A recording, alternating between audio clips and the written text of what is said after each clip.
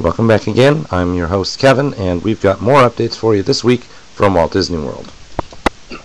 Mickey's Gift Station at the TTC has gotten some new signs along the background. Here you see the monorail as well as some characters. These seem to be 1970s, maybe even 80s vintage characters. In Fantasyland, peeking over the wall, we see what appears to be a structure for the train station and then a structure for the possibly for the water playground for the kids.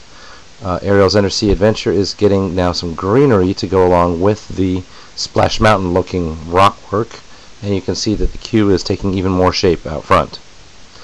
This is difficult to see exactly where we are. Dumbo's over to the left here in the thick of Fantasyland. A new wall has gone up over towards the back. This is going to be one of those back railing walls defining the castle courtyard, and there it is again, kind of in front of the Beast Castle. And yet another wall has gone up here near one side of Pinocchio Village House. The carousel was shut down briefly over the weekend with a couple of rows worth of horses removed.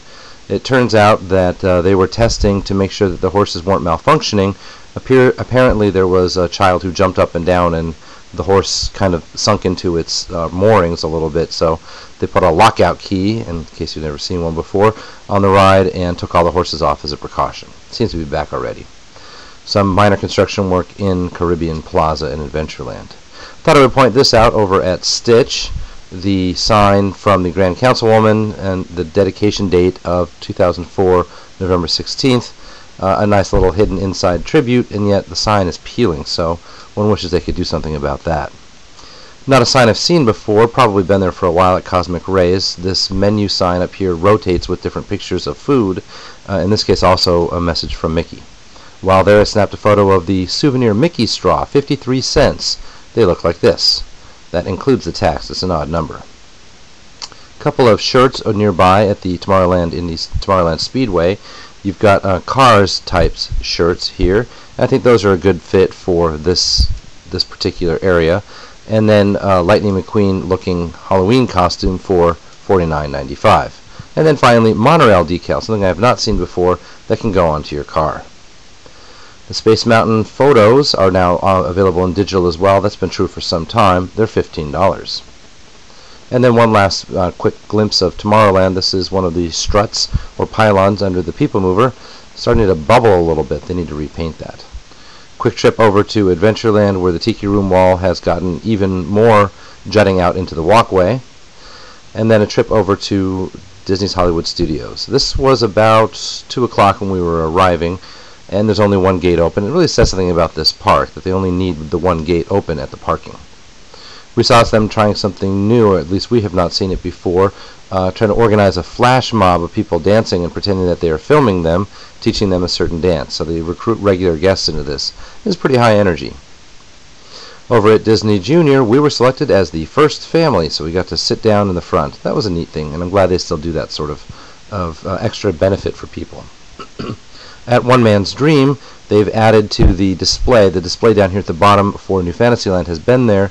Over at the top, they've changed around a couple of the concept artwork. And then just to the right of that is a view screen which cycles through yet more artwork, some of which I had not seen before, but appears to be out in the wild, so to speak.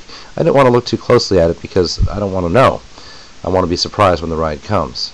Across the lobby there, also in One Man's Dream, Tokyo Disney Resorts model has also some pictures of Fantasmic and the new Toy Story Mania and the Jasmine's Flying Carpet ride. Here at Star Tours at DHS, the line is not out the door. In fact, the ride took no minutes at all, despite the sign saying 40 minutes. But that doesn't mean everything is perfectly peachy keen here. The X-ray scanner machine was not functioning on our visit. The droid kept doing everything it was supposed to do, but there was nothing on the screen. It was just blank. Then we have these new costumes on the Hollywood Boulevard merchandise folks. Those are brand new. A couple of quick glimpses of the Art of Animation Resort going up next to Pop Century. And then I'm going to bring us over to Medieval Times, where I've just thought I would bring some extra photos of the experience and point out the cost here. $59 for adults, $36 for children. And their upgrade packages, $10, $16, $20. There's a great haul with lots of upsell things. a bar on both sides, and then a rather extensive merchandise shop in the middle and on one of the sides. Some themed walkways before you go in. And they announce you to go in by section. This part was fairly well done, I thought. And once you're in there, if you've ever been in medieval times, you know there's a lot of cheering for your own guy. And there's some tournament jousting until finally it comes down to the good guy and bad guy. And in our case, the good guy won. He was the Black-White Knight. That brings us to the end of another week. Thanks for your attention, and I'll see you guys at the parks.